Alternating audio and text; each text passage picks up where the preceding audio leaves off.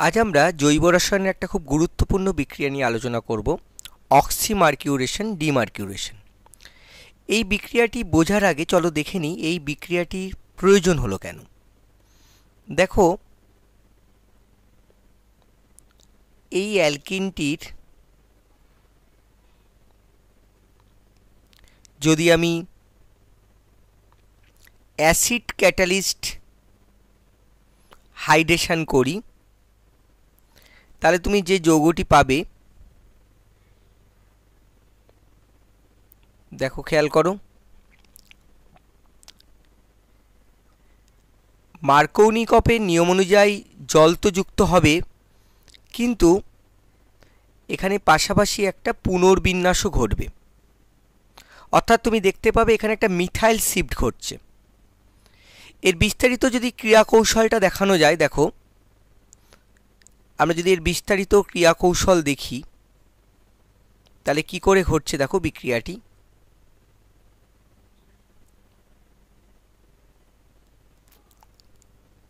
প্রথমে H+ ion এর কাছাকাছি আসবে, তাহলে H+ আয়ন যখন কাছাকাছি আসছে তখন এখানে একটা কার্বোক্যাটায়ন প্রথমে তৈরি হবে, যে কার্বোক্যাটায়নটি অবশ্যই সুস্থিত, সেরকম একটা কার্বোক্যাটায়ন তৈরি হবে।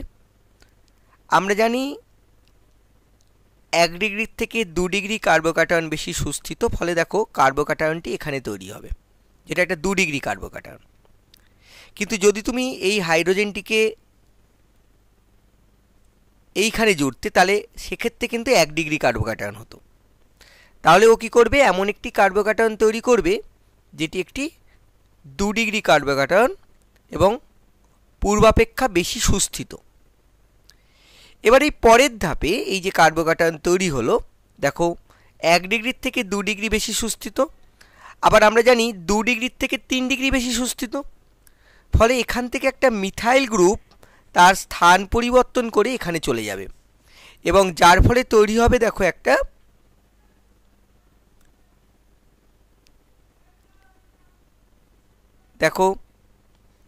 একটা 3 ডিগ্রি কার্বোক্যাটায়ন তৈরি হলো। এবং এই 3 ডিগ্রি কার্বোক্যাটায়ন তৈরি হওয়ার ফলে তোমরা খেয়াল করো আগের থেকে কিন্তু সেটা বেশি সুস্থিতি লাভ করলো। এর পরের ধাপে জল আসবে এবং আমরা জানি জল একটি নিউক্লিওফাইল, তো জল এখানে গিয়ে অ্যাটাক করলো এই কার্বোক্যাটায়নে এবং এই অ্যাটাক করার ফলে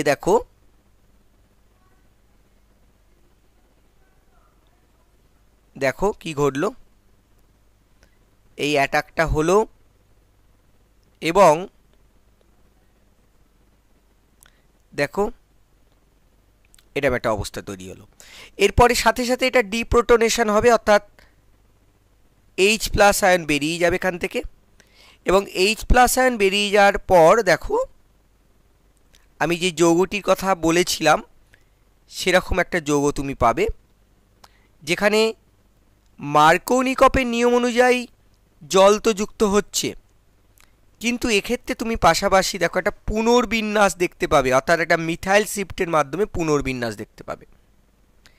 এখন আমি যদি এই পুনর্বিন্যাসটাকে প্রতিহত করতে চাই, অর্থাৎ পুনর্বিন্যাস ঘটবে না অথচ মার্কৌনিকপের নিয়ম অনুযায়ী জল যুক্ত হবে, তাহলে আমরা কি করব চলো দেখে নিই। দেখো সেক্ষেত্রে যে বিক্রিয়াটি ব্যবহার করব সেটা নিয়েই আজকের আমাদের বিস্তারিত আলোচনা, অক্সিমার্কিউরেশন ডিমার্কিউরেশন।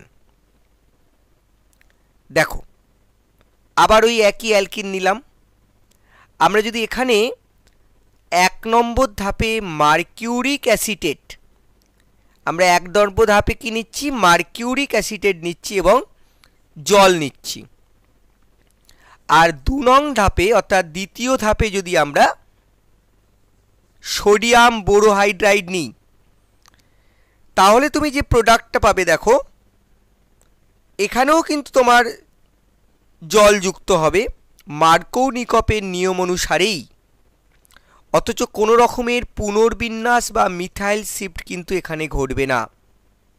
দেখো এই প্রোডাক্টটা পাবে। এই বিক্রিয়াটির নামই হলো অক্সিমার্কিউরেশন অক্সিমার্কিউরেশন, ডিমার্কিউরেশন।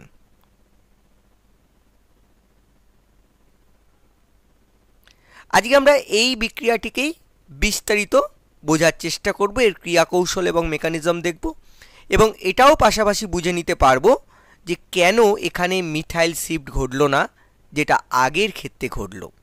চলো বিস্তারিত বুঝে নেওয়া যাক। দেখো, প্রথমে এই মার্কিউরিক অ্যাসিটেট আয়নটি বিয়োজিত হয়ে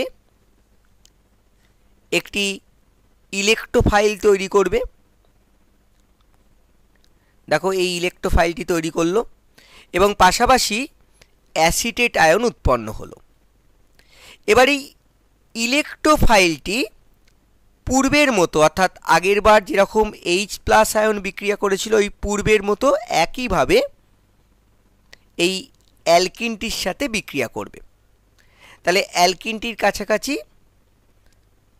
ইলেকট্রোফাইলটি এলো এবং এসে আগের মতোই এমনভাবে বিক্রিয়া করবে যাতে সুস্থিত কার্বোক্যাটায়ন তৈরি হয়। এখানে আগের মতোই আমরা বললাম 2 ডিগ্রি কার্বোক্যাটায়ন যেহেতু 1 ডিগ্রির থেকে বেশি সুস্থিত, ফলে তুমি কি পাবে? 2 ডিগ্রি কার্বোক্যাটায়ন পাবে। 2 ডিগ্রি কার্বোক্যাটায়ন উৎপন্ন হলো এবং পাশাপাশি এই ইলেকট্রোফাইলটির সাথে যুক্ত হয়েছে।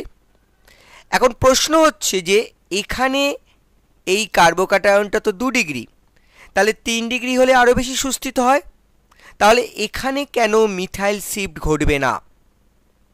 দেখো, মার্কারি মধ্যে একটা নিঃসঙ্গ ইলেকট্রন জোড় বর্তমান, যা এই কার্বোক্যাটায়নটিকে সাময়িকভাবে সুস্থিতি প্রদান করবে এবং ক্ষণিকের জন্য একটা ট্রানজিশন স্টেট বা ক্ষণস্থায়ী অবস্থা তুমি পাবে, যেটি এই কার্বোক্যাটায়নটিকে সুস্থিতি প্রদান করবে। দেখো, এই রকম একটা ট্রানজিশন স্টেট বা ক্ষণস্থায়ী অবস্থা পাওয়া যাবে যেখানে কার্বোক্যাটায়নটি বেশ খানিকক্ষণের জন্য সুস্থিতি লাভ করেছে। এরপর যখন জলের অণু আসবে তখন আবার আগের মতোই বিক্রিয়া হবে। তাহলে এই কার্বোক্যাটায়নের সুস্থিতির জন্যই কিন্তু মিথাইল শিফট এখানে ঘটল না। আগে এরকম কোনো কার্বোক্যাটায়নের সুস্থিতিমূলক কোনো ঘটনা ঘটেনি, ফলে মিথাইল শিফট ঘটে আরও বেশি সুস্থিত 3 ডিগ্রি কার্বোক্যাটায়নে গেছে। কিন্তু এখানে দেখো, ক্ষণিকের জন্য যতক্ষণ না জলের অণু এর কাছাকাছি আসছে ততক্ষণ এই ক্ষণিকের জন্য সুস্থিতি প্রদান করেছে এই কার্বোক্যাটায়নটিকে, এবং এই সুস্থিতির জন্যই কিন্তু মিথাইল শিফট ঘটল না। তো পরের ধাপে কি হবে? পরের ধাপে ঠিক আগের মতোই জলের অণু আসবে এর কাছাকাছি। তাহলে জলের অণু যখন এর কাছাকাছি আসবে আবার কার্বোক্যাটায়ন ফর্মে চলে যাবে এবং দেখো, আগের মতোই আমরা জলের অণুকে এর কাছাকাছি নিয়ে এলাম। জলের অণু যেই এলো, দেখো নিঃসঙ্গ ইলেকট্রন জোড় এখানে গিয়ে কার্বোক্যাটায়নে গিয়ে অ্যাটাক করলো এবং অ্যাটাক করার ফলে ঠিক আগের মতোই দেখো এখানে তুমি যেটা পাচ্ছ, খেয়াল করো, খুব গুরুত্বপূর্ণ বিষয়। দেখো এখানে কি ঘটছে, এখানে ঠিক আগের মতোই water molecule as a nucleophile বিক্রিয়া করলো। এখানে একটা কথা মনে রাখতে হবে, দেখো আমরা প্রথম যে স্টেপটা পেয়েছিলাম মার্কিউরিক অ্যাসিডের যখন বিয়োজিত হয়েছিল তখন দেখো এখানে একটা অ্যাসিডেট আয়ন তৈরি হয়েছিল। ডিপ্রোটনেশনের সময় এই অ্যাসিডেট আয়নটি যথেষ্ট ভূমিকা রয়েছে। যেমন আগে আমরা দেখেছিলাম যখন অ্যাসিড ক্যাটালিস্ট হাইড্রেশন ঘটেছিল তখন এখান থেকে নিজে থেকেই ডিপ্রোটনেশন ঘটেছিল। এখানে এই অ্যাসিডেট আয়নটি কিন্তু কিছুটা সহযোগিতা করবে এই ডিপ্রোটনেটেড হওয়ায়, ফলে H+ নিয়ে নেবে এবং এই ইলেকট্রনটা বন্ড ভেঙে এখানে চলে যাবে। তাহলে তুমি কি পাবে? তাহলে তুমি পাবে, দেখো এরকম হাইড্রেটেড অবস্থায় তুমি ওইচ মূলকটি এখানে যুক্ত হয়ে গেল এবং পাশাপাশি দেখো এখানে এই অংশটি এখনো কিন্তু এখানে জুড়ে রইল। এবার যখন তুমি সোডিয়াম বোরোহাইড্রাইড নিচ্ছ, ভালো করে খেয়াল করবে, এখানে যখন তুমি সোডিয়াম বোরোহাইড্রাইড নিচ্ছ তখন কি ঘটছে, এখানে পাশাপাশি আরেকটি অ্যাসিটিক অ্যাসিড তৈরি হয়ে গেছে। যখন তুমি সোডিয়াম বোরোহাইড্রাইড নিচ্ছ, সোডিয়াম বোরোহাইড্রাইড থেকে যে হাইড্রাইড আসছে সেই হাইড্রাইড গিয়ে এই কার্বনে অ্যাটাক করছে এবং এখান থেকে দেখো খেয়াল করো এই বন্ডটি ভেঙে যাচ্ছে, অর্থাৎ মার্কারি আবার বেরিয়ে চলে যাচ্ছে। এবং তুমি কি যৌগ পাচ্ছ এখানে, এখানে কিন্তু তুমি যে যৌগটি পাচ্ছ সেটাও কিন্তু হাইড্রেটেড যৌগ আগের মতোই, অথচ দেখো এখানে কোনো রকমের পুনর্বিন্যাস বা মিথাইল শিফট কিন্তু ঘটল না। এখানে তুমি দেখতে পাচ্ছ কোনো রকম মিথাইল শিফট ঘটল না এবং মিথাইল শিফট ঘটা ছাড়াই এখানে হাইড্রেশন ঘটেছে। এটাই হলো এই বিক্রিয়ার সবচেয়ে গুরুত্বপূর্ণ দিক, যে আমি যখন কোনো যৌগ তৈরি করতে চাইবো যেখানে মিথাইল শিফট ঘটবে না, তখন আমরা এই বিক্রিয়াটিকে কাজে লাগাবো এবং এর পাশাপাশি এখানেও মার্কারি তৈরি হবে এবং একটি অ্যাসিটেট আয়ন উপজাত যৌগরূপে তৈরি হবে। তাহলে আশা করি তোমাদের এই বিক্রিয়াটি বোঝাতে পারলাম। Thank you.